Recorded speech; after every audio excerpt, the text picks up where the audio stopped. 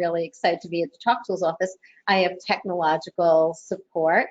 I am probably not the most tech savvy member of the Talk Tools teaching team. I may be the only one that used a typewriter when I was in graduate school. And I have a little bit of post-traumatic stress syndrome related to doing a webinar. When Talk Tools first decided to do webinars, I was going to do a one-day sensory motor feeding class. Mary and I spent a lot of time on the computer getting me ready. The day comes, I get on the computer, people can hear me, they can't see me, they can't see my videos. So I start talking, Mary's trying to figure out what I did wrong, and we take a break in the morning, and the tech person for GoToMeeting gets on. He spends like 45 minutes trying to get my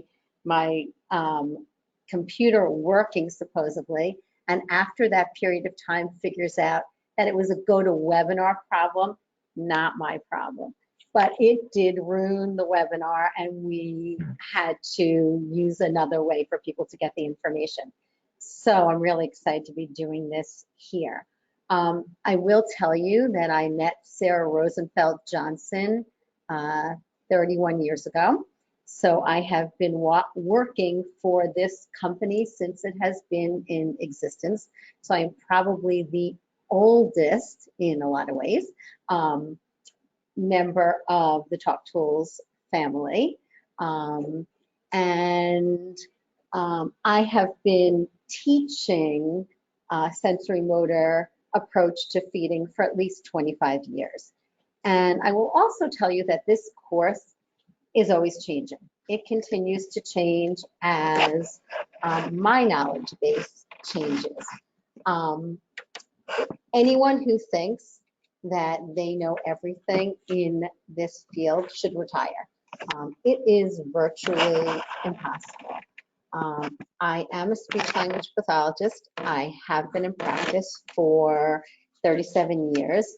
And the more I learn, the more I don't know. 10 years ago, I went back and I did my neurodevelopmental certification. And about 2 years ago, I did my CLC, which is a certified lactation counselor. Oh, that's much better, Mary, thank you. And I just did the coursework for my certification in oral facial myology with the wonderful Christy Gatto.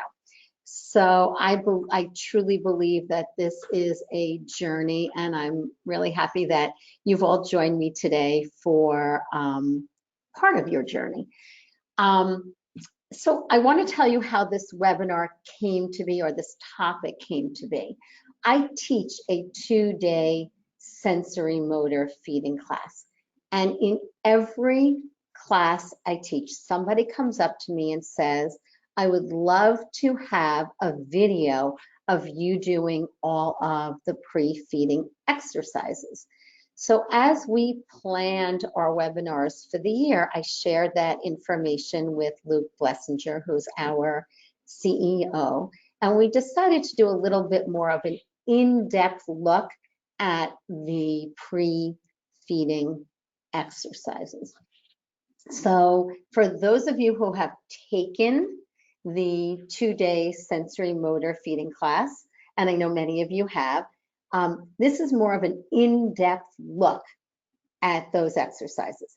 For those of you who have not taken the pre-feeding class, I'm going to give you a little bit of a theoretical foundation so that you can understand why and how I use the exercises. For every exercise that I demonstrate today, there will be a video of either myself or one of my colleagues doing the exercises. Some of them also have pictures, and some of them where you actually couldn't see what was happening in the video, there's a photograph. Many of those photographs are from a book that Robin Merkel Walsh and I just finished on a functional assessment and treatment of tethered oral tissue.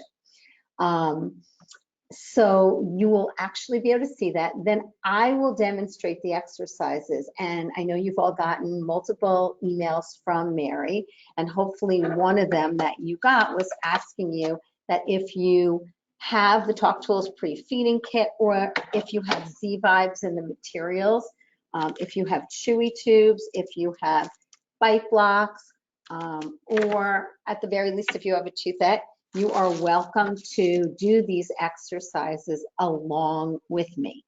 I will make sure that I leave time at the end to answer questions both about your clients and if you have specific exercise questions, okay? So I need to, whoops, okay, there we go. I just need to do a quick disclosure. Asher does require that I tell you that I am a consultant for Talk Tools, and as such, I do get a stipend for lecturing, and I do have a commission on products that I've developed, okay? And I have no non-financial disclosures to make. Okay.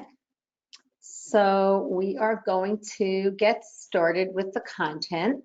And I want to tell you that the goal of a pre-feeding program is to develop the underlying motor skills to support safe, effective, nutritive eating. And this is important because very frequently in feeding programs, they're either behaviorally based, sensory based, so children are required to touch food, to smell food, to put it in their mouth, but they do not have the underlying motor skills to safely handle food. And we will talk a little bit about what that looks like in our next slide. So this is a slide that comes from the two-day class. And I look around the room. I can't see you, unfortunately, but I look around the room and I say to people, I'd like you to imagine that we are having dinner together. And we've made something that you love. If you're not a vegetarian, imagine that it is a steak that has been soaked in whatever you really enjoy. Garlic, olive oil, soy sauce, anything that you really enjoy. If you are a vegetarian, make believe it's broccoli. I don't want to make anyone sick to their stomach. So the question I ask is, what is the first thing that you perceive when you take a bite? And obviously you can't respond to me, so I'll respond. The first thing should be taste. So whatever the flavor that meat has been soaked in is what you should perceive initially. Then the question is, what do you do with it from a motor perspective? So we task analyze the motor skills for chewing that piece of meat. So you remove the meat from the fork, you use your tongue tip and the lateral border of your tongue to sweep it to about your first molar. You need to be able to stabilize the food. How do you do that? You do it with the side of your tongue, the lateral border of your tongue, and your cheek. If you cannot stabilize that food, most likely it's going to fall into the middle of your tongue. If you can stabilize it using that buccinator muscle and the side of your tongue, you do that up-down movement that a lot of people call chewing, but it's just one piece of that task analysis of chewing. If you get tired or it's too big, what do you do with the food? You use what we call that rotary movement, and you move the food to the opposite lateral molar ridge, and you use some diagonal jaw movement, and again, your tongue tip and that side of your tongue. You do the same thing on the other side, and when it's well enough broken down, you get sensory feedback that says, this is safe. You collect the bolus, you move it to the middle of your tongue comes up and back, and you swallow. Organizing or collecting the bolus is always a red flag, because a lot of times with the clients that you work with, you will look at their mouths and you will see food spread across the entire front third of the mouth. And I always say, look at a goldfish, because that's a food that like spreads across the tongue. And if you're not chewing, if you're mashing it, you're going to see food from one side of the mouth to the other side. How do you know when to swallow? You get that sensory feedback. But let's say you don't have those motor skills. So food gets stuck on the back third of your tongue. You can't get it out. You can't get it down. You gag. Maybe you choke. Maybe you throw up. The next time that somebody brings a piece of meat to your mouth, or that you see a piece of meat, what's your reaction? You know those kids who have low muscle tone, and when they don't want something in their mouth, they have the best lip closure you have ever seen? That's what a lot of my kids look like. And then I get a phone call and someone says to me, I have a child who has a behavioral feeding issue. I'm like, okay, how do you know it's behavioral? Well, he'll eat goldfish, he'll eat veggie sticks, he'll eat Cheerios, but he won't eat meat. He won't eat chicken. He won't eat vegetables. Do you need the same motor skills to break down a Cheerio, to break down a veggie stick, as you do to break down a piece of meat? The answer is no. So what you see is a behavior, but that reaction is secondary to a negative experience, which goes to the point that a lot of our kids just using food to teach them to eat is not successful, because they've had so many of those negative experiences that we just talked about, that just visually seeing the food, smelling the food is enough to make them close their mouth, turn away, scream, whatever their reaction is. Okay. I'll get better at using this computer. So, oops, I went in the wrong direction. Obviously not yet. Okay, so let's talk about what feeding issues may be characterized by. Number one are safety issues. So the situation that I just described, where kids are gagging and choking on food, that's a safety issue. Failure to thrive. I have a child right now on my caseload that has had a long-term nasogastric tube because he had a diagnosis of failure to thrive. He's been on my caseload for a couple of weeks, and we're working towards having a G-tube put in, because he has had such negative experiences. He's so aversive to feeding that we can't get near his mouth yet. So a lot of your kids who lose weight really quickly may have a diagnosis of failure to thrive. Your kids who have self-limited diets, if you have less than 10 foods in your entire diet, you have a self-limited diet. I have kids on my caseload who have 3 or 4 foods on their diet, and that's why they were referred to me. The next one on the list is challenging mealtime behaviors. How often do parents say things to you like, the only way my child will eat is if he or she is in front of a video? Or, you know, we have to pull out a stack of books at every mealtime. Or we have to play games, or we have to distract them. Or getting them into the chair for mealtime takes 20 minutes. Or I have to force the first bite of food into their mouth. I could go on, and I'm sure everyone that's listening could go on and on about what some of those challenging mealtime behaviors might be. You may have parents who say to you, mealtime is my absolute least favorite time of the day. My child is amazing, except when it's time to eat, okay? The next one is extended meal times. My caseload is primarily infants, toddlers, preschoolers, and school-age children. I will tell you that these techniques have been used birth through geriatrics. So the feeding techniques that I am going to demonstrate for you, the pre-feeding techniques that I'm going to demonstrate today, have been used with every age population. However, I work primarily with kids. How long should a toddler sit for mealtime? How long is a typical mealtime? 15 minutes. I have kids on my caseload who parents say it takes an hour. And it's just not realistic to ask a toddler, a preschooler, or school-age child to sit for an hour at the table for mealtime. And, you know, finally, negative experiences with food and with mealtime may result in those things that we call those behavioral issues and food refusal. Okay.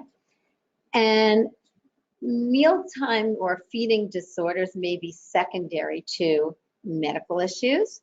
They may be, and we'll delve into these just a little bit. And again, in the 2-day sensory motor feeding class, I spend an entire morning talking about the impact of all of these, as some of you know. So tone, posture, and alignment issues, sensory issues, and delays or differences in oral, sensory, motor, skill development. So the first thing I want to just point out to you is in terms of the sensory system. These exercises are sensory motor exercises. 25 years ago, when I first started teaching, I used to talk about the sensory motor system as though they were separate systems. So we would talk about your sensory issues, your motor issues, and it was like brilliant that I was putting sensory motor together. The research in the field of occupational therapy has shown us that you cannot separate out the sensory motor systems. Every time you move, you get sensory feedback, and sensory feedback impacts every movement. So going into the mouth, which is the center of sensory organization for the body, the mouth is the strongest regulator that you have, and saying I'm increasing sensory awareness or I'm decreasing sensory defensiveness is just not true. You can't impact the sensory system without impacting the motor system. So we'll talk about this a little bit more as we move through this presentation, but you need to always make sure you have a motor goal and you're mapping sensory on to motor. So every pre-feeding program should be based upon an assessment where you task analyze the motor skills for safe, effective, nutritive feeding. And we did that task analysis for chewing that piece of meat. And again, in the 2-day sensory motor class, I go through breast, bottle, spoon, chewing, cup, and straw in terms of a task analysis.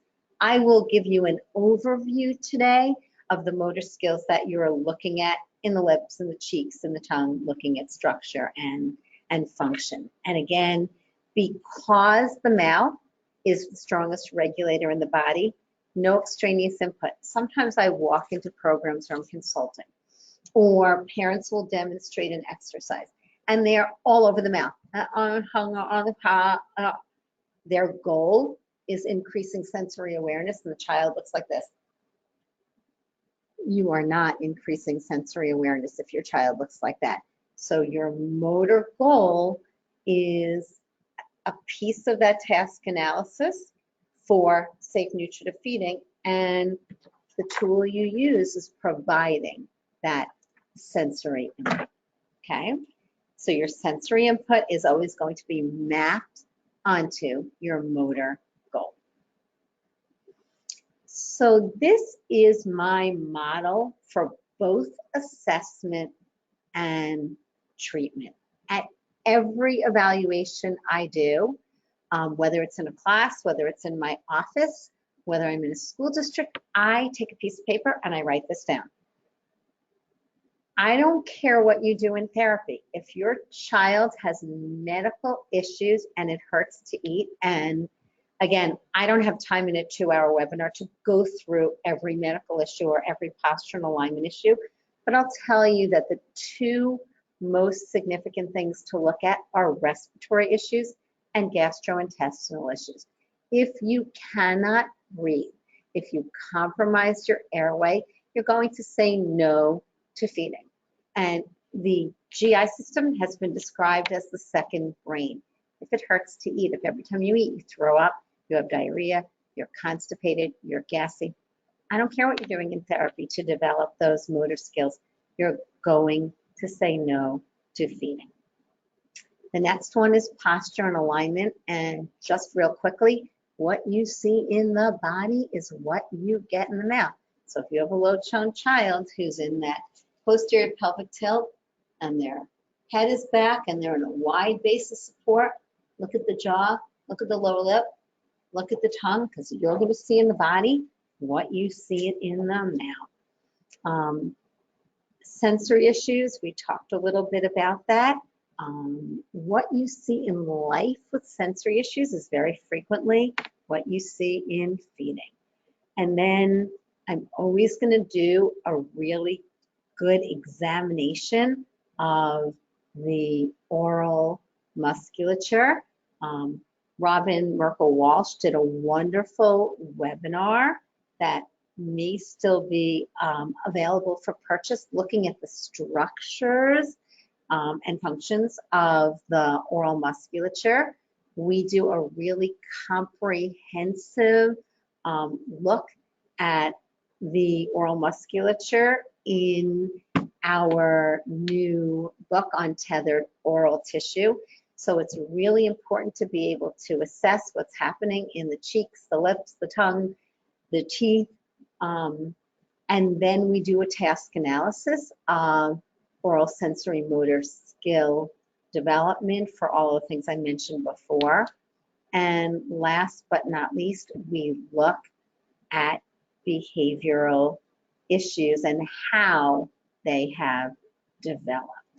I will mention this again, but every behavior means something. There is always a reason for the behaviors that you see. So just saying that something is behavioral without exploring what the underlying etiology is does not give you a basis for addressing that behavioral issue. So just to recap what I said in the very first slide, your goals when you are developing a pre-feeding program are very specific to that task analysis of the underlying oral sensory motor skills that you need to support safe, effective, nutritive eating. And I just need to share a couple of things that I need you to keep in mind, and then we'll get into the exercises. Therapy is a dance. What do I mean by that? If you're working with adults who are cognitively intact or older kids, you can explain to them why you are doing what you're doing. If you are working with cognitively impaired individuals, regardless of the age, or if you're working with the preschool population, you may not be able to explain. I tell them anyway, but they may not be able to understand always why you're doing what you're doing. If a child pulls back or an adult pulls back, they're telling you something. They may not be able to handle that input at that moment. And no now doesn't mean no forever. So if my child pulls back, I'm going to pull back. I may not go right to their mouth. I may go to the body first and work my way up the body to the mouth. If you keep shoving things into a client's mouth, you're going to add to that defensive behavior that you're observing. So you want to make sure you're not stepping on someone's feet in a dance. They pull back, you pull back. They come forward, you come forward. And if you are working with children, make it fun. My grandson's nanny said to me one day, "You're really good at playing." And at the time, I thought that was a really funny observation or comment to make, but that's what I do all day long. I play. And as speech pathologists and occupational therapists, we're pretty fun. Everything we do revolves around play. And then it comes to feeding. And people are shoving tools into kids' mouths. And if I could give you one piece of advice about the therapy interaction, is make sure it's fun. Make sure your kids are part of that turn-taking interaction. With everything else we do with kids, we take turns. So sometimes I have a set of tools for myself, and I have kids doing my exercise, and then I'm doing theirs. Sometimes they're doing it on themselves, but I do the exercise and I tell them it's Lori's turn, and then it's your turn, so that they have a chance to put it in their own mouth as well. These are not toys, they're tools. And what I mean by that is I don't just give them the chewy tube and let them do whatever they want with it. But when it's their turn, I do the exact same thing that I do during my turn. So let's say I'm doing 5 repetitions. I do 1, 2, 3, 4, 5. And then when it's their turn, I do the same thing. I give them the tool and I do 1, 2, 3, 4, 5. So their turn has a beginning, a middle, and an end. I use music, and I have the worst voice in the world, but I use a lot of rate and rhythm so that kids know there's a beginning and a middle and an end if they're working really hard to tolerate it. In general, I do 4 to 5 repetitions of an exercise, unless I tell you otherwise, that I need you to do 2 sets. Now, I wish I could tell you that this was written in stone. It never is, because I'm always looking at what my client is doing. So let's say I'm in the mouth and I'm doing 4 to 5 repetitions of an exercise, and I don't see any reaction. I have 2 choices. One is I increase the sensory component. So I'm using a tool that has an option of with or without vibration. I may choose to do it first without vibration. I see no movement.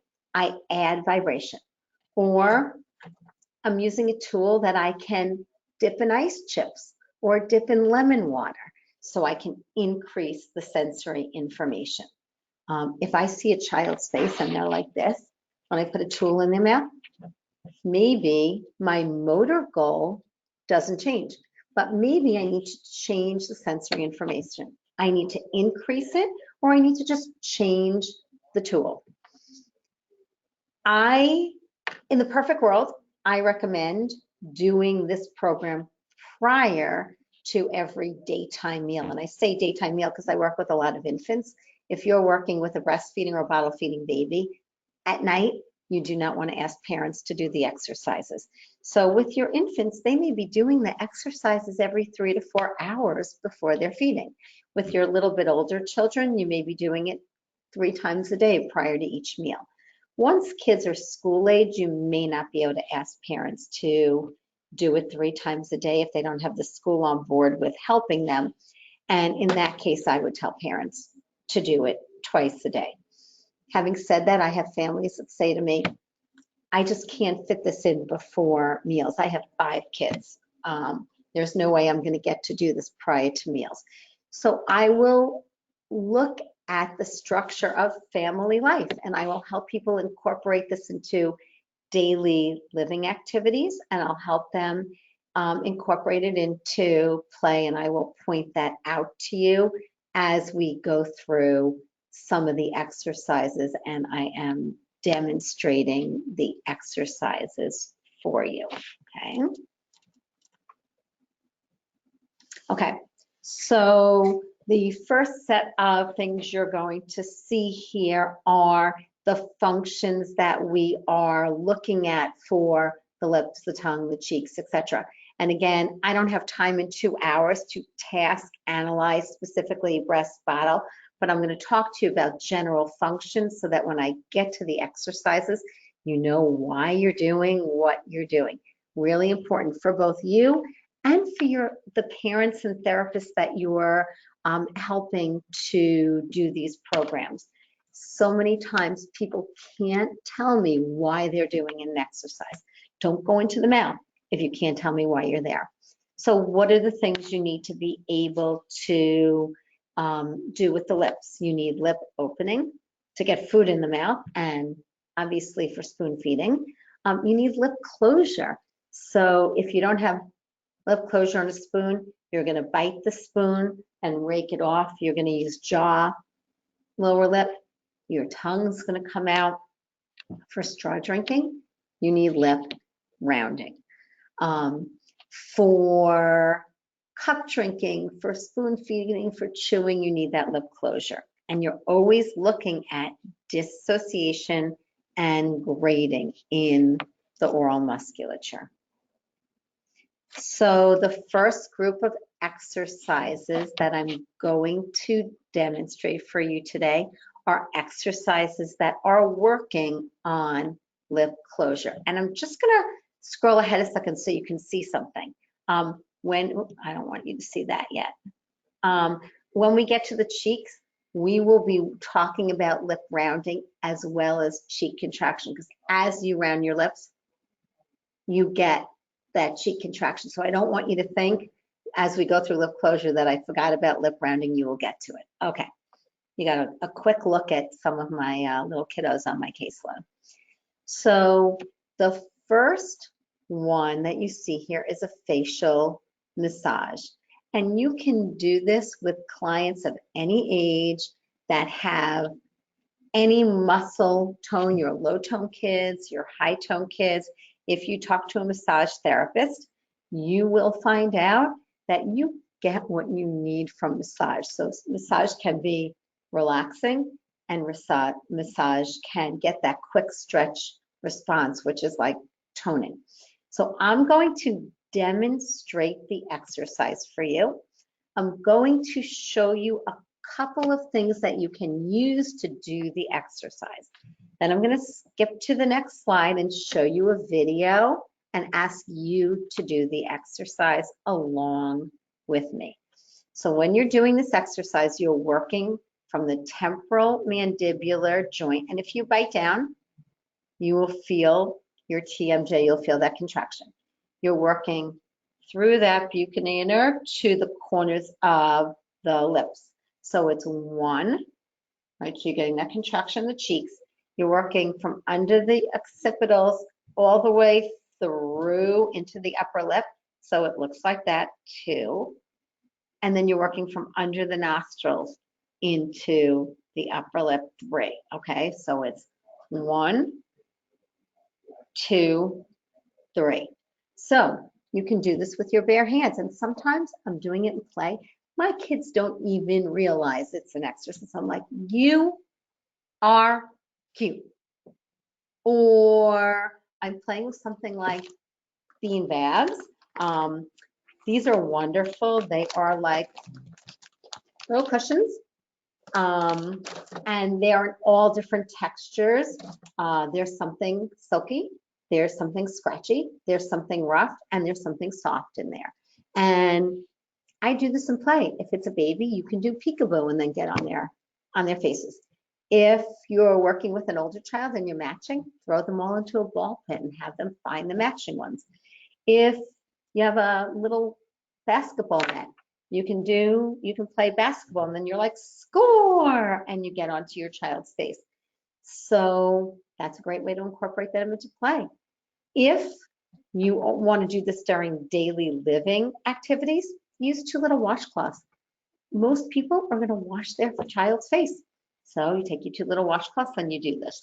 Putting sunscreen on or putting lotion, put it on your hands and do the massage with sunscreen or lotion. So there are ways you can incorporate into play. There are ways that you can incorporate it into daily living activities. So let's do this. Before I show you the video, I'm going to ask you to do it along with me, and then I'll show you a video of me doing it with one of my cute little guys on my caseload. So how much of your hand do you want on your client's face? It depends on the size and shape of your hands and your client's face. If you're working with an infant, maybe it's 1 or 2 fingers. If you're working with a 70-year-old, maybe it's your entire hand. So you probably have more of your hand on the face of an adult than you do of an infant, toddler, or preschooler, okay? So put your hands on your temporomandibular joint, and we're gonna do this 4 to 5 times together. Now, when I'm teaching live, I ask you what you felt. I'm gonna tell you what you should feel, and if you do not feel that, you would change the sensory input. Your goal would not change, your motor goal, but you would change the sensory input. So everyone go ahead, put your hands on your temporomandibular joint, and we're gonna do 1, 1, 1, 2, 2, 2, 3, 3, 3, and 4, 4, 4. Okay, so you saw what I just did reflexively. I went like that when I took my fingers off my lips. So you should feel that. You should feel that contraction in your cheeks, and you should want to do that with your upper lip. If you didn't, what are some things you could do? Maybe you're going to increase the sensory information by choosing one of your textured beanbags. Maybe you're going to use vibration to increase the sensory information. Maybe you're going to use cold temperature to increase the sensory information. Maybe you're going to use like nubby washcloths or those little hand puppets. They're in the Talk Tools catalog, and sometimes around the holidays, like at Bed Bath & Beyond, you can find them, and they're cute little characters so that, you know, if you're working with kids, you can make it into a play interaction. Maybe you're going to do that. Okay, so let me show you Rory doing this exercise. Okay.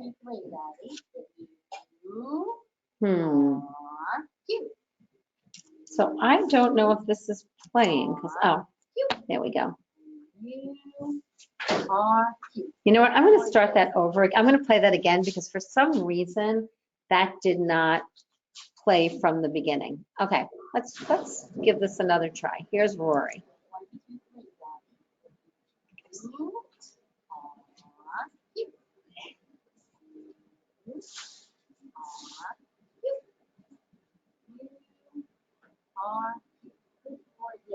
Okay, so some of the things I'd like you to notice about that is once I grounded my hands on Rory's face, there's none of this. I worked all the way through the muscle until I got to the corners of the lips, okay? Same thing here.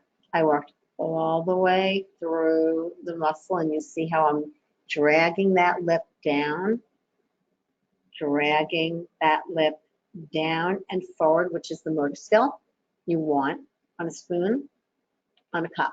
And for chewing, hopefully eventually we're going to get that lip closure for chewing. And you can see by Rory's face that it's fun. He's totally fine about doing the exercise. Okay, so I'm going to take a step back in here, and the next thing I'm going to do is the jiggler roll down. So a lot of times I can't get into a child's mouth when I first meet them. They've had such negative things happening in the oral cavity that I am going to start by working outside of the mouth. My motor goal is exactly the same. I want that upper lip to come down and forward on my spoon. I want that upper lip mobility for straw drinking. I want that upper lip mobility for chewing. And if you're a speech pathologist, you also want it for bilabial sound production. But if I cannot get in the mouth, I may have to start by working outside the mouth. And I will tell you that there are so many times that I am on the hands and I'm working my way up the body before I get anywhere near the face. And I'm always watching, especially when I'm using vibration, my child's face. I want to make sure that they can handle the sensory input, okay? So the next exercise I call a jiggler roll down. And for those of you who still have jigglers, you can sometimes find them on the internet. They don't make this tool anymore. It was really sad for me when they stopped making this tool, because I think if you work with kids, this is a great tool. Your vibrator obviously does not need to look like a purple elephant if you are working with the adult population. This works great. So this is a Z-Vibe, if anyone is not familiar with it. And I use Mickey or the cat on the Z-Vibe. Not that it matters for this exercise. I'm not actually using that part. But again, I work with kids. So if I want to incorporate this into a play interaction, it's a lot easier to do it with a tool that looks like this than a tool that looks like that. Okay, so if you have either a jiggler or a Z-Vibe in front of you, I'm going to demonstrate it. I'm going to ask you to do it, and then I will show you a video of one of the children on my caseload doing it. So I'm starting right under the nostrils, and I'm rolling down from under the nostrils through the philtrum into the upper lip 4 to 5 times, okay? So if you have your tool and you want to do it along with me, take your Z-Vibe and put it right under your nostrils and roll down your upper lip. Roll down your upper lip. Roll down your upper lip. That's 3, 4, 5. And again, you should want, oh, that's itchy. You should want to do that when you take that off your lip. If you don't want to do that, or you don't do that, maybe I'm going to increase the sensory information, but maybe I'm going to do it instead of 4 to 5 times, maybe I'm going to do it 6 or 7 times until I get that input. The other thing I want to show you, you didn't need to do this with massage, but when you are doing an exercise, you want to make sure you stabilize the jaw, because that's the foundation for the rest of the oral musculature. So I use my non-dominant hand, which is my left hand, to provide stability, okay?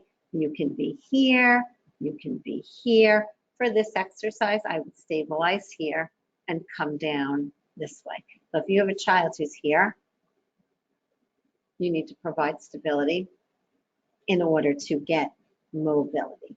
So let me flip ahead and I will show you a little video of one of my cute little guys doing this.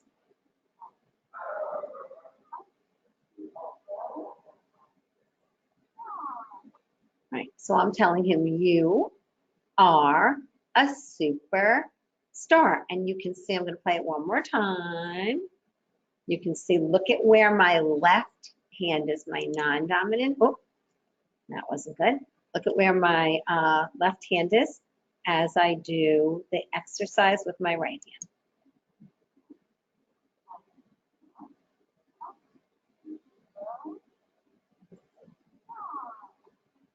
Okay, and that's my little friend Nachi. Perfect, so you see that roll down. Good, good. And now I'm going to go back here. I think what I will do is I will get through, I know it's just a few minutes before 1 o'clock, I'm going to get through the next 2 exercises, which are lip, and then I'll let you take a quick break, and then we'll come back and get to the cheeks. Okay, the next one is something I call Mickey Mouse, and I call it Mickey Mouse because you kind of get 2 bangs for your buck. You're still working on that upper lip down and forward for spoon feeding, cup drinking, all the goals we talked about. But as an SLP, I'm always going to take advantage of working on sound production as well. So when you get your mouth on Mickey and you get lip closure, that's the position you want to be in to produce the M sound. So I get 2 for the price of 1 here. The tool that I use is Mickey Mouse. However, if you're working with an adult population, you can do the exact same exercise, or older kids, with this vibrating spoon on your Z Vibe. Okay, so if you're working with kids, use this. If you're working with, you know, an elderly population or just older children, use the spoon. So if you look at Mickey, he has 2 ears, obviously. One is totally flat and one is shaped like a spoon.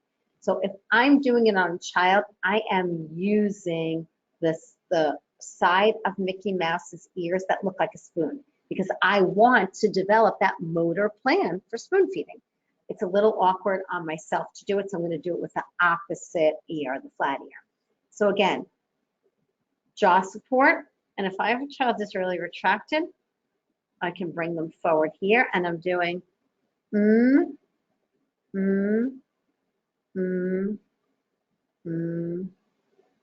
again, if you have a vibrating spoon or a Mickey in front of you, let's do it together. Let me give you a chance to do 1, 2, 3, 4, 5. Again, vibration on or off depends on your client's sensory system. So give yourself a little support and get the tool up to your mouth and do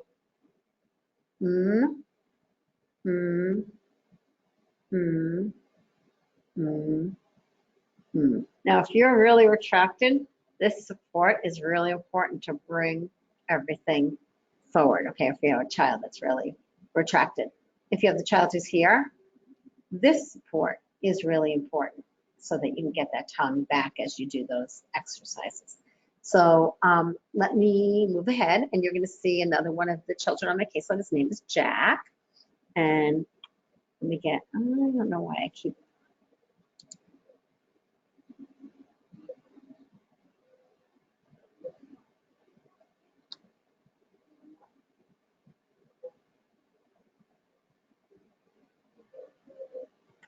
So you can hear, I was absolutely not working on sound production at that moment. Look how nicely Jack gets that upper lip down and forward.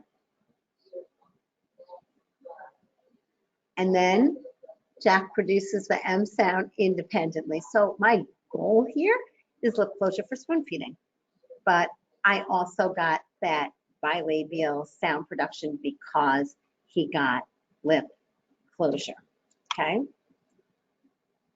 I'm not quite sure why the videos is a little delay in them playing. So Mary, if you're listening, maybe you could ask people if they're hearing the whole video or if I need to play the videos twice.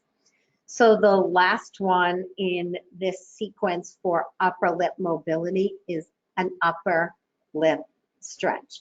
And to be honest, this is my exercise of choice. If I can get in the mouth, you're going to see you get the best upper lip mobility from this exercise. But I may need to work my way into the mouth. If I'm doing this with a really little one, I can use a gloved hand. I can use like the infant toothbrush. If I want to add some sensory input for my little ones, I may use a toothette. If you use a toothette, this is too big for most infant, toddler, preschoolers, and even school-age children, and even some adults. So I go around and I trim these pieces off of the toothette. This is my arts and crafts class. And if you look at a regular size toothette in comparison, look at the difference in these two tools. And just look in my mouth. If I go in here, look at how my upper lip comes out. That's not the goal for your upper lip to be halfway across the room. Look at the difference.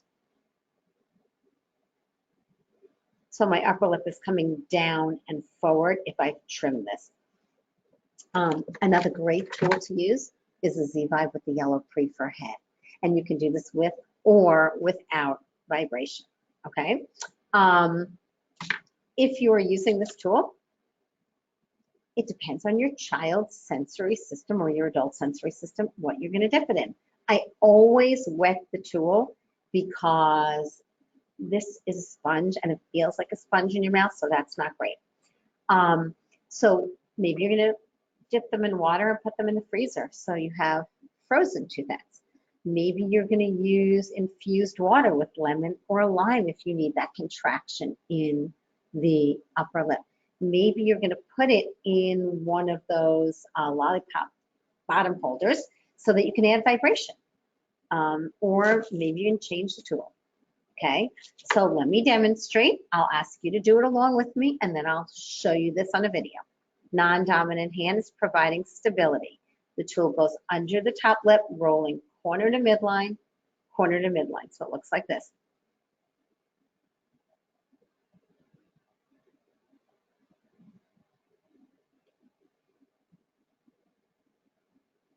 All right, and you can see as I come to midline, my upper lip should be coming forward.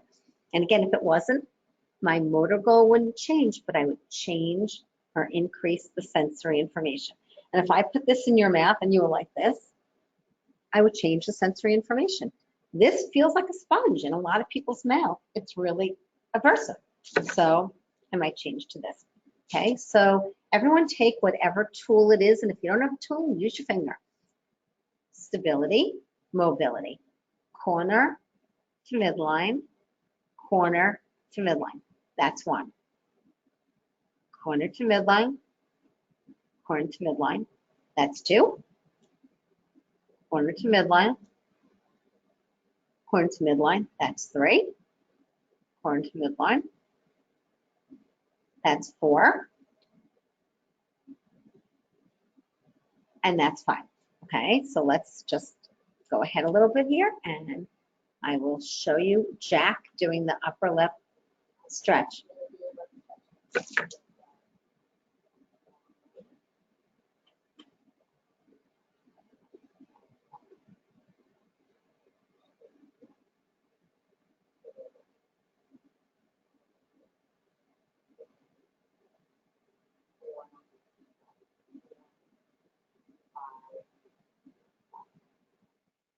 Okay.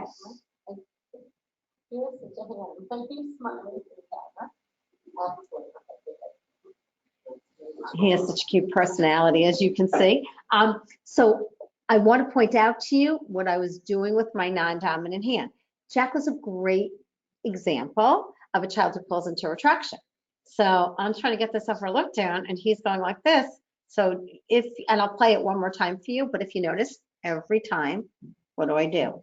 I come forward like this before I do the exercise. So I want to give him stability here, not here, before I go under. So let me play it one more time so you can watch.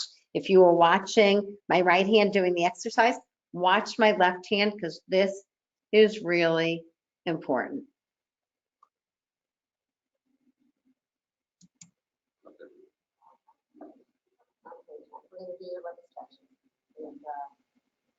One.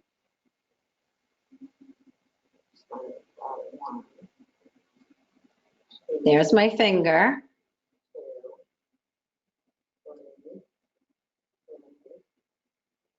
4, 5. So one of the other things I hope you notice is that Jack starts out here, and as we work through it slowly, his upper lip comes forward and down. Okay, so that's it for the lip exercises. What I'm going to do is I'm going to put this slide up.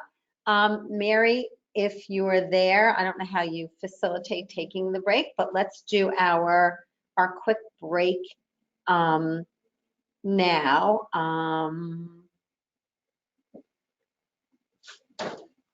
What do I need to do to take it? Okay. Do you want to just tell them how long the break will be? Yeah, we're gonna take a break. It's about 1:05, so we'll come back about 1:15. Perfect. I'm trying to get over here. Okay, I'm gonna stop sharing that for now. And we will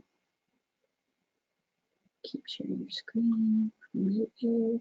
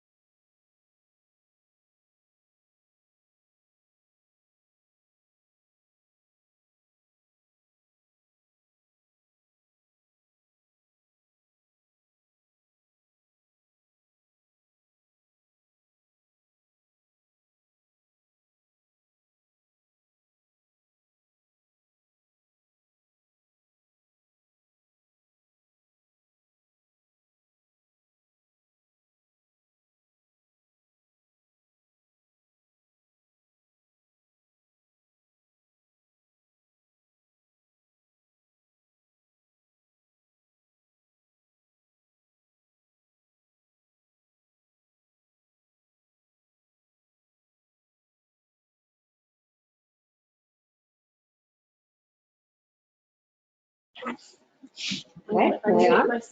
Okay. All right. Let me know when to go.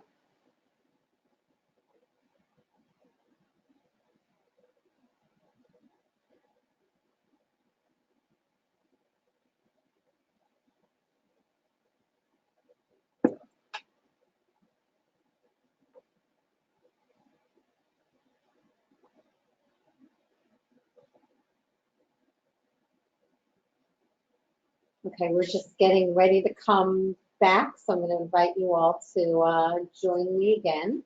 Hope you had a good, quick little break. And as soon as Mary tells me that all is well, we will get started I'm again. gonna just pop in here real Okay, quick. yeah. So just so y'all hear mine. So just so y'all know, now the videos, when it goes over something like a webinar platform with bandwidth, it can be slightly choppy, but Lori's gonna play it a second time and kind of explain a couple of things she wants y'all to pay attention to. And again, I didn't have a whole lot of problems, but it depends on your bandwidth and your connectivity as well, not just us. So we are recording this and all this will be available, but just watch closely and Lori will kind of go over some of the highlights. So that's it. Right, and so everyone knows this, but as Mary just said, you will have access to this. If you paid for the video, you will have access to this after the seminar is completed. So you will be able to go back and look at the videos again and hear what I said. Okay, so let's talk about the cheeks. We use our cheeks for sucking. We use our cheeks for chewing. We use our cheeks for swallowing. And we use our cheeks to stabilize food. Remember, we talked about that task analysis. The side of the tongue and the cheek work together to keep food here while you're doing that up-down movement that we call chewing. So you need stability and mobility in this buccal musculature. So let's get the head. Maybe. There we go. Oh. All right. And as you are working on the cheeks, you're also working on lip rounding. So everyone suck your cheeks in. What happens to your lips as you suck your cheeks in? So these are great exercises because you get 2 bangs for your buck with this. So we're going to start by talking about something that is outside of the mouth, and then we'll get inside the mouth, and we'll kind of do a little bit of a hierarchy going from imposing input to the most active input. So the first thing is something I call vibrating kisses. And again, if you've got a jiggler, great. If not, Mickey Mouse is absolutely adequate. And the video you're going to see for the vibrating kisses is one of my colleagues in my office, Drake Hastings, and his absolutely adorable daughter. You'll see her a couple of times during the video. Kinsley had a lip and a tongue tie, which were revised really early on. I worked with her as a baby, and Drake has continued to do some exercises with her. She is a riot. You're going to crack up just listening to Kim's, but she's actually doing the exercises with Mickey Mouse, okay? So if I can't get in the mouth, I'm going to provide stability. And Mary, I just need to point something out that I must have missed. Vibrating kisses, it's the wrong picture. It's the picture for cheek toning, lip rounding. So we will change that picture on here. So stability, stability here. And again, this is stability. I'm bringing the cheeks in. If my clients are attracted, if they're here, I'm getting this, and I'm doing kisses. And for any of you who work with kids with tone issues, when mom asks them to give them a kiss, what do? So parents love this exercise. It's a great, like, let's kiss everyone in the house goodnight exercise. You can do this with your stuffed animals. I like to use vibration because it increases a contraction in the muscle. So it's here, here, and 1, 2, 3, 4, 5, and again, everybody take your tool, whatever that tool is that you're using, whether it's Mickey or whether it's a jiggler. Stability, mobility, and then you're going to actually bring the cheek and the mouth in as you add vibration on the lips. So it's 1, 2, 3, 4, 5. Okay, and you notice that contraction, contraction, contraction, contraction as I'm doing the exercises. Here's Ken's. Just get this.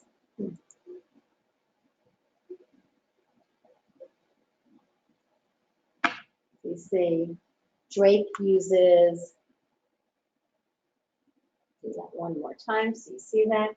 Drake's actually using his right hand to provide stability and his left hand to do the exercises. And Kins doesn't need the input on her cheeks, so he's here or here as opposed to here. Okay, so you're only going to impose the stability that your client needs. Okay, she is too cute. So the next one is a cheek stretch. And again, if you're working with a really little one, gloved hand may be good, or that infant toothbrush. A little bit older, we've talked about using the trimmed toothette and what you can dip it in. And again, my tool of choice is the Zevi with the yellow Prefer, P-R-E-E-F-E-R head, because I can use it with or without vibration. And you'll notice the size and the shape of the tools. Number one, it has to fit the mouth. But number two, I don't want to do this exercise with a square tool. I want to do it with a tool that I can round through the tube, okay? So you're going to provide stability with your non-dominant hand.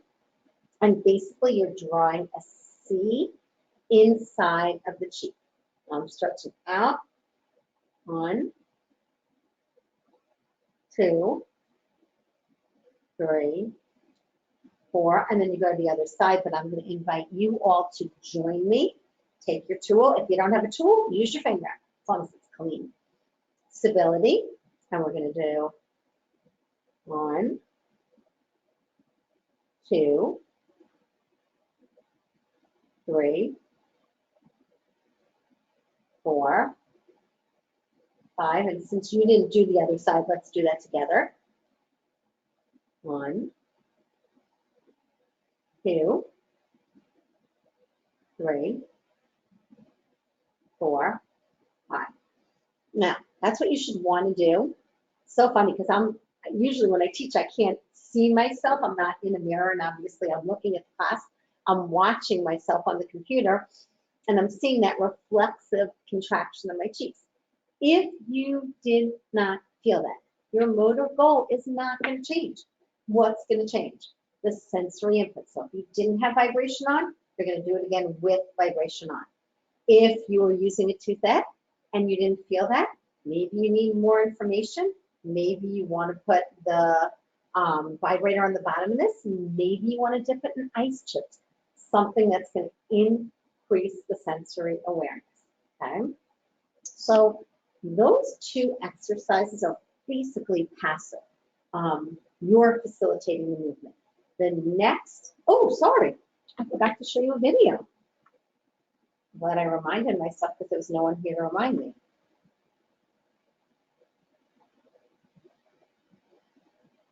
Okay, here we go.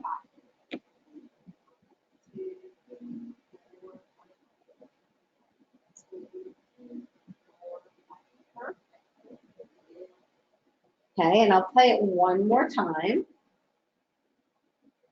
And again, listen to how I use my voice. I want her to know there's a beginning, a middle, and an end. So it's 1, 2, 3, 4, 5.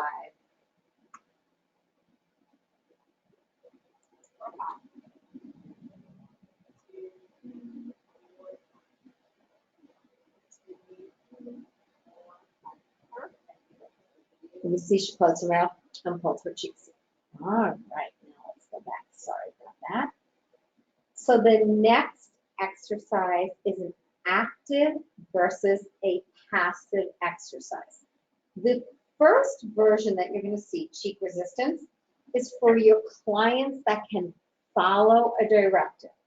The second exercise you see there, cheek resistance with a slide, is actually just a modification that you're going to use if you're working with clients who cannot cognitively follow the direction to pull the cheek in.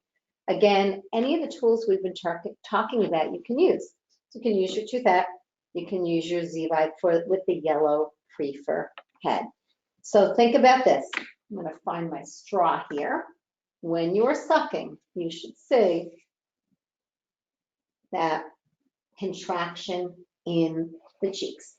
So when you are doing the cheek exercise, if you're saying, where do I place the tool? Go like that. Make a fish face and you'll feel where you need to place the tool. So stability, mobility, and stretching out. Now, my direction to my client can be, don't let me get your cheek if I'm working with an older child. It could be send mommy a kiss if I want to pull in their cheeks. It could be pull your cheek in. Any of those directives that your client can cognitively handle are fine, as long as they're consistent. So you're here and you're sucking it in.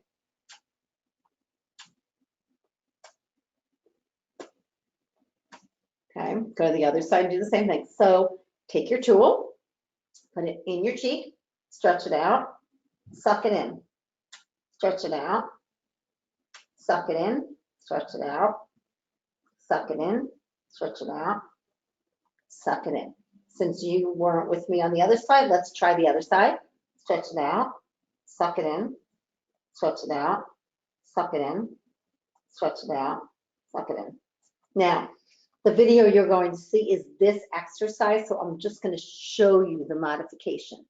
If you put this tool in your client's mouth and they cannot follow the directive to suck it in, if you make believe this is a lollipop and you take it out of the mouth like you're taking a lollipop out, when it hits the corner of the lips, you should see that contraction. So watch this.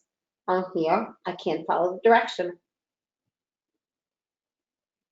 So go ahead and try that in your own mouth. Stretch out, and rather than actively pulling it in, come to the corner of your lips and you'll see that you pull this in. Okay, so that's your cheek resistance and your cheek resistance with a slide. And this is another video of Jack. So let me just skip ahead to that. All right, and this is Jack doing cheek resistance, and that cute little girl in the background is his sister Evie, who always wants to be involved, which is actually a great thing. We talk about doing this in play. If you have siblings there, use them. All right, one more and then we'll stay done. We're going to do, you play your chicken? Beautiful. Play your chicken. Beautiful. Play your chicken. Beautiful. I know my hand. I'm right here. We're going to do this side. That's okay. Play your chicken. Beautiful. Play your chicken. Beautiful. One more. No, you're done. Do me one more for me. One more. One more. No. Yeah, yes, we do one more. One more. Beautiful. His dad said that's what actors do. They pull it in. So, you know, I will use any environment and I will use any tool to make this fun and okay for my kids. So if the whole family's there, use the whole family. Okay, that's my cute Jack. And I'm going to take a step back here so you can see the next exercise, which is cheek toning, lip rounding. So again, if you are working on those motor skills for lip rounding for straw drinking, and you're also working on that cheek contraction, this would be an exercise that I do after I do the cheek resistance exercise. So I love using the back end of the jiggler. For this, it's the perfect width. However, if you do not have a jiggler, in the Z-Vibe pre-feeding kit that I showed you in the beginning of the webinar, there is something called a bite and chew head. So you can put that bite and chew head on your Z-Vibe. And because many more of you are likely to have this, I will actually use this tool, but you're going to see Jack doing the exercise with the Jiggler. Okay, so once again, my stability, but this time, as opposed to being here, I want to get lip rounding. The other exercises were more about the cheeks. Now I want to get both cheek toning, lip rounding.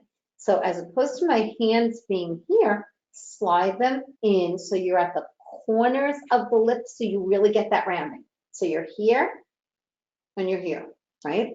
And again, if you get lip rounding, I'm going to take advantage of also working on sound. So if I'm working with an English speaking population, I'll do this.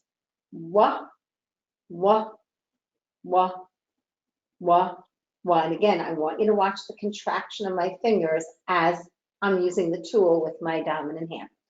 Now, if I'm working with like a Spanish speaking population and there's no really good wah sound in Spanish, like agua, but it's not as tight a contraction, I'm going to do an ooh sound. But if you say wah versus ooh, you'll notice that you get more of a contraction in your cheeks with wah. So English speaking, stick with the wah. But if you really want to get that ooh sound and you're working on lip round new cheek contraction, do ooh. Okay. So everyone take your tool and let's go ahead and do it together. And again, vibration on or off depends on your sensory system. Or a vibrating toothbrush. So you can dip it in ice water and you can use the vibration, okay? So we're gonna do wah, wah, wah, wah, wah. And then I'm gonna skip ahead and show you a little video. Okay. Okay. Jack, show Abby how you do your words. Wah. Wah. Can you show Abby how you use your voice? Wah. Wah. Wah. Okay, Abby, come on this side if you want to say. All right, Jack, pick your head up so you can show Abby how you do your good words. You ready? Abby's watching. You watching, Abby? Look at that lip rounding. Wah. One more. Wah. Perfect. Beautiful lips. I bet Abby was happy. Okay, so I'm gonna show you that one more time. And I want you to notice something. I want you to notice. Oh, sorry. I want you to notice what Evie, how Evie was able to motivate him. So he was like, you know, when Evie came around the other side, notice how Jack looked at Evie and then notice the difference in his lips. The other thing I want you to notice is when I first started doing the exercise, his lips were really lax. So I did 2 sets of the exercise. And remember I said to you, 4 to 5 repetitions, but sometimes you need to increase it. So look at the difference after the first set of exercises. Look again after the second set. So I'm going to go back over here, I hope. Oh, I don't know why that is. Let's see if I can start that again. Oh, no. Okay, here we go. Ready? Jack, show Abby how you do your words. Wah. Wah. Can you show Abby? Look how lax his lips are. Look at, I'm doing all the work here. See the space? Wah. Wah. See, his upper lip is Come on flat. this side if you want to say. Now watch what he does after having done 1 set. This is the second set. Show Abby how you do your good words. You ready? He looks at Evie. You watching? Look, look, look. Wah. Wah. Look at the difference in his lip rounding after having done a set. Perfect. Beautiful. Okay, so that was great. Okay, good, good. This is one more. This is a little, that was a child, obviously, with cerebral palsy. Here's a little girl with a diagnosis of Down syndrome doing the same exercise. One more. You want music? We'll play music in a minute. Wah. Good. Wah. Good job. Okay, the reason I chose to show you that, a really short clip, is notice that I didn't need my hands on her face. She had enough stability so she could get stability and dissociation without my hands on her face. So that's important because I've been talking to you about only providing the support you need. That was a great example. Okay, so there's one more exercise in this routine, and that's your fish that pops. And I want you to think about the motor plan for straw drinking. So what do you need to do? You need to be in a high jaw position. You need to round your lips. You need to contract your cheeks, and you get tongue retraction. So I use the Z-Vibe with the yellow Prefer, P-R-E-E-F-E-R head, and you can do that with or without vibration. So you're here, and you're sucking it in. Okay, so everyone pick up your Z-Vibe, and we're going to do 1, 2, 3, 4, and 5. And I will show you the video, and then we'll move on. Okay, so this is Drake again with little Kins.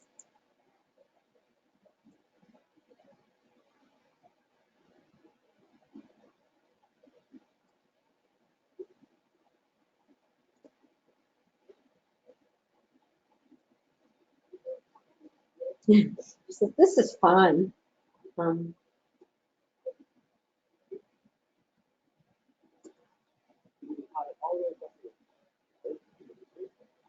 Okay, so that was great. Did you see what he just did with her head? Really important. He's a little too high for her. And if you're above your client, you might go like that. So being eye to eye is actually really important. And he realized that she went into extension, and before he went to do it, he brought her back into neutral function. Okay, excellent. Let's move on to the tongue. So what are the movements you want in the tongue? You want to be able to get tongue retraction. You want to be able to get tongue protrusion if you want that balance of tongue retraction, protrusion in the mouth. But outside the mouth, you have food. You want to be able to clean that. You want tongue lateralization, this movement. Okay, you need your tongue tip. You need the tongue tip and the side of your tongue to push food back here. You need your tongue tip to clean the lateral sulci and your teeth. And you need tongue tip elevation and retraction for swallowing.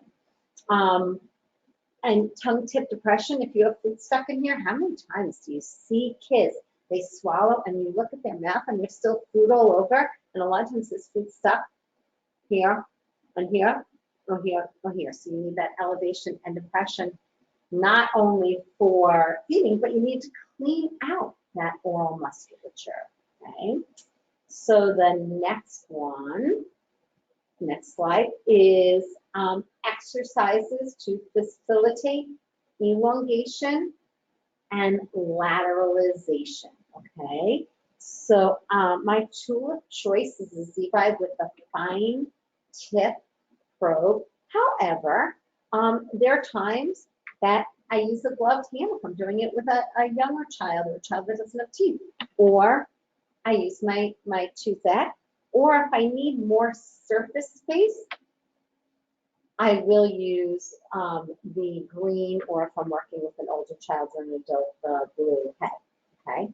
So the first one is lateral tongue massage. So if you have that tongue that's humped back, welled like that, before you work on lateralization, you need to get elongation through the side of the tongue. So you're working back to front like this.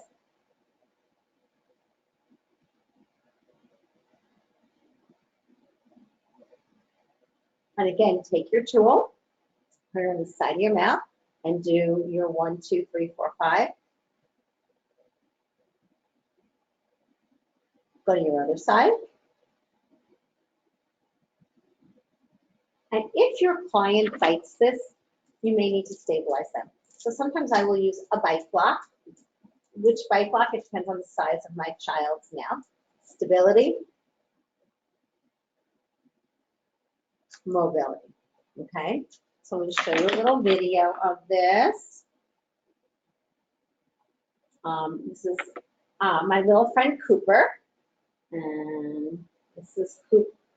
And one of the things I will point out is I'm behind Cooper. Cooper has a diagnosis of Down syndrome, and he tends to go into extension.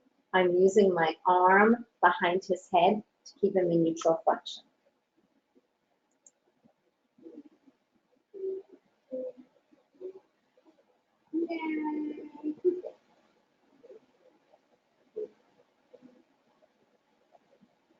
Okay, so you see Coop's initial reaction when he's like, oh, this is okay, I can handle this. And I kind of bring my head around so that he can see me and he feels comfortable. I will also tell you I have a mirror in front of Cooper. So it's 1, 2, 3, 4 on the side of his mouth. The next one, oops, I forgot to go backwards, is lateral tongue to tongue tip. So let's say I do that side and the tongue doesn't move. I may have to manually move the tongue. So again, I'm going to use a big bite box so you can see my mouth. I'm stabilizing, and then rather than just going on the side, I'm actually pushing the tongue over to the bite box. So watch this.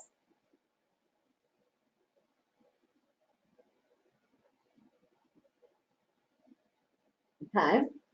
So I'm going to show you a video. Why don't you go ahead and try it on your own? Put this in your mouth and push your tongue over to the bite box. It's almost like if you're learning how to play tennis and someone says to you swing and you can't swing. So someone takes your arm and helps you swing. Motor planning for elongation lateralization. Okay, so one direction. So this is my friend Kenzie. And this is me pushing her tongue over to the 1, 2. And you notice I'm sweeping over. So I'm crossing midline and going all the way over. Then I go to the other side and I sweep all the way over to the bite block. Okay? And this is a picture of, if you couldn't see in Kenzie's mouth, this is a picture that's actually from the functional assessment of tethered oral tissue that Robin Merkel-Walsh and I just finished. And you can see I'm providing stability, elongation, and I'm pushing the tongue over to the bite block. Okay, now, let's say that you do these exercises and the tongue still is humped back or cupped like that. You get the tongue dumping like this. Before you do lateral tongue or lateral tongue to tongue tip, try bilateral tongue hugs. And this one is just a picture you're going to see on your screen because it was the videos I had. You couldn't see what was happening in the mouth, and I want you to see where the Z-vibes are placed. So if you're working with kids, you're going to use 2 Z-vibes with the small green square heads. If someone has a bigger mouth, you can use these blue heads, but they're too big for most kids' mouths. Look at your tool and make sure that you are using the sides that look like pin cushions, not the flat side. You're starting at about where the first molar is going to insert. You're on the sides of the tongue and you're like this. So you're getting elongation and you're getting a tongue tip. Okay, go ahead and pick up your tool and do a couple of sets in your mouth. 1, 2, 3, 4, 5. Okay. So if I just skip ahead here, that's what your tongue should look like. So he doesn't have a tongue tip, and you're going to see I elongate and I form a tongue tip. This is not a video. This is just a picture. And again, this is from functional assessment of tongue. Okay. Last but not least is my Z-Vibe Cheerio exercise. And I realized I don't have a Cheerio, so we're going to make believe. So you notice how Cheerio's round, and you can just put a Cheerio right onto the top of this. I call it Z-Vibe Cheerio because that's a great way to do it. I've used puffs, I've used blueberries, anything that you can stick on the end of this you can use. Okay, I'm stabilizing the jaw, and then I'm moving from the lateral incisor, which is right here, to the first molar, so I get this movement in the tongue. Okay.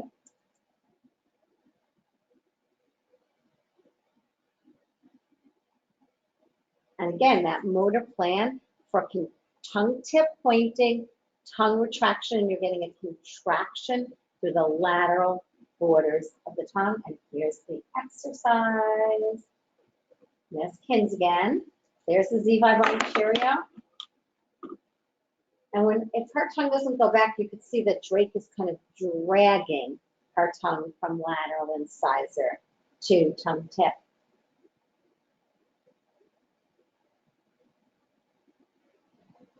See how he drags it back and then he stops it and lets her take it off.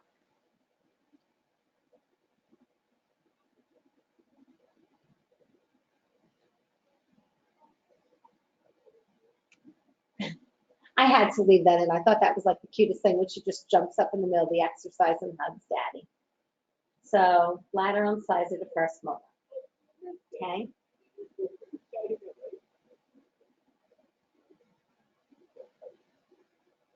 Okay. Okay. And the next set of exercises are for the jaw, and we are working on stability so that you can get dissociation and braiding. You will notice that we are going to go through the chewing hierarchy, and that's a task analysis of the jaw and tongue movements that you need for feeding. So I didn't put them under jaw and tongue, but the set of exercises that are labeled chewing hierarchy are for both, okay? So we use these exercises for both pre-feeding and feeding. I'm only going to go through in this one the exercises for pre-feeding. And you have the chart so you can see what the ages are.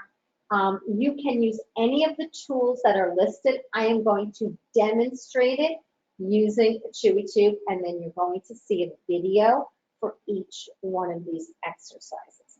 So chewing hierarchy level number 1, you're getting tongue retraction and that repetitive lateral bite. Okay, so it looks like this. Stability. 1, 2, 3, 4, 5. And you notice how the tool is perpendicular. So you don't want it in like this, because then your tongue's going to come forward. You want it in like this.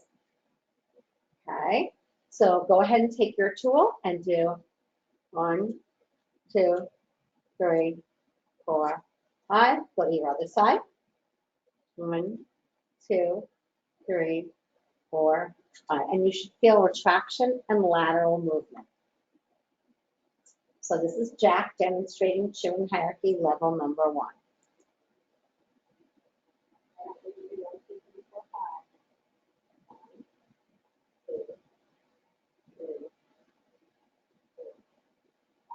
Okay, now notice where my hands are. Notice that my hand is here now because I want to stabilize his temporomandibular joint so he doesn't slide. He's looking at his dad who's videotaping. Okay, so notice I'm going to start it one more time because I want you to see where my hand is. So I'm really more on the temporomandibular joint than on the cheek here because that's what I need to stabilize. Okay, now,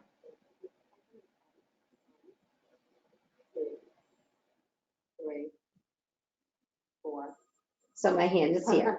Now, I want you to think about this. If Jack goes like this, and like this, if you can't stabilize him with your hand, sorry, he's going to do a set of yellow, but it's not. If you can't stabilize him with your hand, you don't want to teach biting if the jaw is moving like that. You want to work bilaterally, okay? So I'm going to show you bilateral presentation. Now, we don't chew on both sides. Eventually, I would like to get back to working on one side and the other, but I don't want biting like that. So Braska's going to demonstrate. 1, 2, 3, 4, 5. So if I went in here, she did this. If I went in here, she did this. If I went in bilaterally, I got 1, 2, 3, 4, 5. So if you have Chewy Tubes, pick them up, put them in bilaterally, And just slide your jaw to this side, slide your jaw to the other side, and then try putting them in bilaterally. 1, 2, 3, 4, 5. And again, if you still need support, you can place your fingers on the temporomandibular joint. Here's Braska. Watch in the mirror to make sure you're doing good biting. Look at yourself in the mirror, Braska. 1, 2, 3, 4, 5. That was perfect, Braska. Okay, so you see where my fingers are, you see where the chewy tubes are as we're doing that. Okay, so then chewing hierarchy level number 2, you are working from lateral incisor to first molar, right here, right here. That's that tongue tip pointing, tongue retraction. So everyone take your tool, bite on your lateral incisor. You should feel your tongue touch it. And on your first molar, you should feel your tongue retract. So it's bite here, right here, right here, right here, right here, right here. You should feel tongue tip pointing, tongue retraction. Okay, so here's a video of chewing hierarchy level number 2. I actually have 2 videos of this because this is with food and it is supposed to be with a chewy tube. So it's 1, Right here. 2. So you get to see the jaw stability and you actually get to see what you're working towards because you want tongue tip pointing, tongue retraction. Are you ready? Look at Lori. 1 and 2. Just switch back on that side. That's perfect. That's me. Okay, and then here's, oh, okay, here's chewing hierarchy level number 2. Again, a little bit of a different way to do it. So if you have a child who you put this in here and it's bite and they don't move, you can roll it back to get the tongue to move back. So you're still working lateral incisor to first molar, but go outside the box a little bit and go like that so you can get that tongue to sweep back with you. Okay, here's my friend Asher.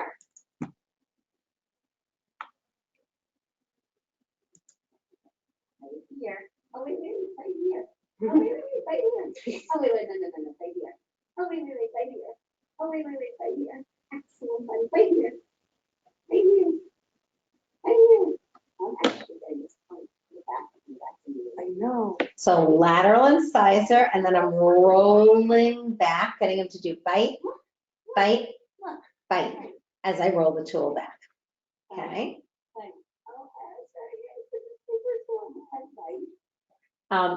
This video was actually just a week after he had his tongue release. He had a frenotomy, and so it was the first time he could actually move his tongue.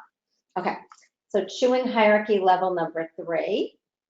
We're working on crossing midline. So you're going lateral incisor to lateral incisor. So you're working on moving the food across midline. This is developing the motor plan for that. If you don't get the tongue to move, or if you get the whole head moving, you might try this. Right here, right here, right here, right here. So everyone take your tool and do it with me. Light and touch, light and touch, light and touch, light and touch. Excellent. And I'm going to show you the video. Okay, and this is chewing hierarchy level number 3 with Kinsley. Side to side, over the middle. Ready? 1, 2, 1. Now, Kinsley has head stability, so you don't need to, but if she was moving her head using the 2 chewy tubes bite here would be a better idea. And then once you're seeing that movement across midline, then you would move to chewing hierarchy level number 4 in your pre-feeding program. And one of the things I want to tell you is I develop the movement in feeding, and then I use it in pre-feeding, and then I use it in feeding. Let me say that again. So in pre-feeding, I would work at chewing hierarchy level number 1, and then I would introduce it with food. While I'm working with food on chewing hierarchy level number 1, I'd be working on level 2 with a tool and so on. So chewing hierarchy level number 4 is the motor plan for your rotary chew. So it's 1, 2, 3, 4, 5, and you want to see tongue tip pointing across midline. So you're working from your first molar, your lateral incisor, front central, lateral, first molar. So it's 1, 2, 3, 4, 5. 1, 2, 3, 4, 5. You're working on that movement of jaw tongue for that rotary chew. And here's a video. And this is Kins again. Oh, am I going in the wrong direction again? I am sorry. All right. Ready? We're gonna go 1, 2, 3, 4, 5. We go back, side, front, side. She's ready. 1, 2, 3, 4. Good. Let's show. Okay, so she's going 1, 2, 1, 2, 3, 4, 5. Okay, so what I'm going to do now is I am going to open this up for questions. I'm also going to let you know that you have my email address. You also have the Talk Tools email address. So if you have questions that are not answered now, then you are welcome to go ahead and email me with those questions. So Mary is going to open this up. And you can just have a look. Why isn't it opening up? There we go. Okay. So that's just technical stuff. We got through that. So this is, okay, so I answered the bean Okay. bags. Did you answer, is this going to be available later? Yeah, hang on. Okay. They're just some. There were some questions that were just technical questions that Mary addressed to people Okay. in particular. Okay, wonderful question. How do you transport your used tools and how do you clean them? So I am in an office, and so I clean them with, first I just wash them down with antibacterial soap. Then I use a product called True Green. Can they see this or no? Can they see that? Or Yeah, is they that can fine? see it. Okay, True Green, which is available on the Talk Tools website. And then I actually also use heat sterilization in my office. When I am traveling and teaching, I only do the washing it and using True Green. I don't obviously have heat sterilization for them. Great question. And then if you are doing home care, obviously you want a Ziploc bag that has like your dirty stuff in it.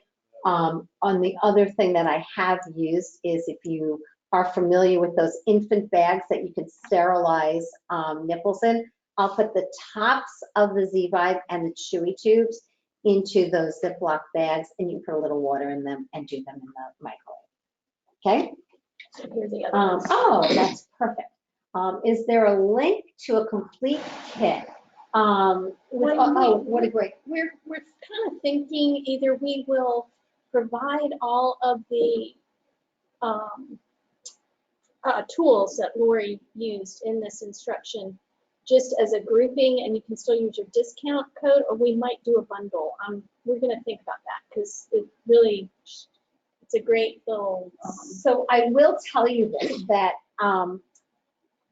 people always came to me in my class and said to me, if I'm just starting out, what are the tools I should buy? And so in addition to like chewy tubes and bite blocks, there are a lot of pieces of the Z-Vibe that I use. So I asked Luke Blessinger if we could put together a kit. So there is a pre-feeding Z-Vibe kit that has all the pieces that you saw me use today in the kit. And just remember, it'll be on discount too. So, and it's great. It's in a nice, plastic case. I have it here. Where did I put that? Oh, there it is. It comes in a little kit like this. Everything's out of it because I used it all today. But, you know, for those of you who are talking about transporting, this is a great way to transport. Yeah. Okay. So do you see long-term changes in sensory motor, or are the techniques used to affect immediate? Both. So the goal of your pre-feeding program is to get those motor skills. Once I get the motor skill, I'm not using pre-feeding exercises. I'm doing feeding, therapeutic feeding. So are there kids who, because of neuromotor issues, always need to have the exercises? The answer is yes. I have kids with degenerative issues, even some of my children who have neuromotor issues like Jack. You may always need to do some pre-feeding before you do feeding. But in general, are you seeing long-term changes in those functions for feeding? Absolutely. And once I get them, I'm just working on therapeutic feeding techniques. I'm not doing pre-feeding once I get them. These exercises are to develop the motor skills that you need for feeding, but it doesn't mean that you're going to always have to do the exercises. Okay. What if a 6-month-old child is resistant to taking a spoon and won't let you into her mouth? Go back to the exercises that weren't in the mouth. First of all, I always go to the body first. So if I have a 6-month-old, I might just do this in play and daily living. I might just be playing on the floor and be doing my "you are cute" with my hands. Or I might be playing peekaboo and get on the cheeks and the upper lip with those bean bags that I showed you that are also available on the Talk to Us website. I saw that was a question from someone. Yeah, where and I that, sent them. and you did? Okay. Where to get the bean bags. So I wouldn't go into the mouth initially if I couldn't get into the mouth. And then remember the exercise where you're rolling down from under the nostrils into the upper lip. Same thing. I'm starting outside of the mouth as opposed to going into the mouth. And then I would work my way in the mouth. And sometimes I need to get permission to go into the mouth, and then I would go into the mouth. So going into the mouth, I know, especially as speech pathologists, we think we have to get into the mouth, but sometimes it's going to take you 3 months before you can get into the mouth. You can still work on those motor skills with some of the other exercises I shared with you. Okay, so are there any exercises? So the research on this, motor learning is a great place to do that. Also, or the Oral Motor Institute, Robin Merkel Walsh has wonderful exercise, wonderful research-based information on using oral sensory motor input. And we also have a resource page that has all these articles about evidence-based practice, and yeah, so we'll provide that in a post-webinar email. What is the discount code? We'll get that out to you in that webinar, post-webinar email. It's I'll get it while Lori's answering this question. I'll just put that out to the. Okay, the next question is, how long do you implement? So let me take a step back and just go back to the chewing hierarchy for a second to give you an example of when I would go from pre-feeding to feeding. So, and again, you're getting a snapshot in a 2-hour webinar. In the 2-day class, we spend a long time talking about why to use the exercises, when to use the exercises. So understand that I'm giving you like an in-depth view of the exercises, but a snapshot of the theoretical foundation. So it depends. You want to make sure the child has the movement. I don't want to put something into a child's mouth that can't safely handle it, because it's like taking a child that doesn't know how to swim and dropping them in the pool and hoping that they're going to make it to the side of the pool. So if I put something in your mouth that you don't have the motor skills to handle and you gag and choke, you're going to say no. So if I'm working with a baby who's breast or bottle feeding, and let's say they have a diagnosis of Down syndrome, I know that an open mouth posture and reduced upper lip mobility are good possibilities. So while I'm working on the motor skills for breast and bottle, before I introduce spoon, I'm going to be working on that upper lip down and forward. This experience has told me that a lot of my kids with Down syndrome are going to be like that or like that to clean the spoon. Once I see that upper lip mobility with my exercises that I shared with you, then I'm going to introduce the spoon. Chewing hierarchy. If I'm working at chewing hierarchy level number 1 and I want to get tongue retraction and that repetitive lateral bite, I teach the motor plan, and again, remember motor learning with the chewy tube. Once I get tongue retraction and that repetitive lateral bite, then I'm going to move on to doing it with food. Okay, so how long isn't the time? It's when you see that tongue retracting and that lateral movement of the tongue. Then in your feeding program, you're going to work at chewing hierarchy level number 1. Pre-feeding, you're going to move on to right here, which is chewing hierarchy level number 2. So your pre-feeding program is always going to stay one step ahead of your feeding program. How long is it going to take? It depends on my child's medical issues, their posture and alignment, their sensory system, their structures, etc. Okay. Where do we go? You're down here, so informed. Did you already do the system?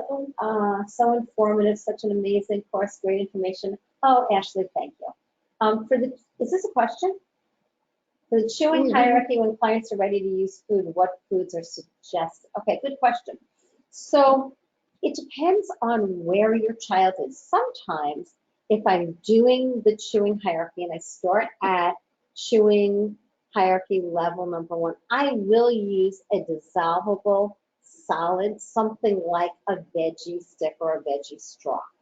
However, let's say I'm doing spoon feeding with maybe a 6-month-old, and I'm starting to work on the motor skills for chewing, but they haven't been introduced to anything that has grains in it. I might start with a straw, like a regular diameter straw that I fill with a puree and I put in the freezer, so I can start working on the motor skills for chewing. And for those of you who are working on baby-fed weaning, and you want to teach that movement of the mouth, ice straws are a great way to start doing that repetitive biting without having to worry about gagging or choking. That's a transition exercise. If I'm working with a child that's only doing like fruits and vegetables and things like that, I might cut a cooked carrot or a cooked piece of sweet potato into a stick, or a cooked piece of apple into a stick-shaped bolus, and I can do the chewing hierarchy with something other than a meltable solid. That was a good question. That's it? Okay. Well, thank you so much for joining me today. And I have a favor to ask. So what we would like to know is, was this useful for you to get this kind of condensed, in-depth view of the pre-feeding exercises? And particularly, I know there are a lot of you who have taken the 2-day class. Would you like to have this as a video? Would this be something that is helpful to clinicians to make into a video? So I'm asking that of the people who have taken the class. And for the people who haven't taken the class, is this useful enough for you to get this view without getting the entire picture of the 2-day sensory motor feeding class? Mary, thank you so much for your technical help. Oh, yes. Everyone else, thank great. you so much for joining me. Great. And I hope if you have other questions, you will feel free to send me an email. And we'll, that post-webinar email will have some areas, some fields, some questions, so you can answer those or provide your comments about the course in general and what Lori said, because that really helps us a lot in kind of moving forward to these kinds of new platforms and these condensed, targeted webinars. So appreciate it, everyone. Have a great day, everyone. Yeah.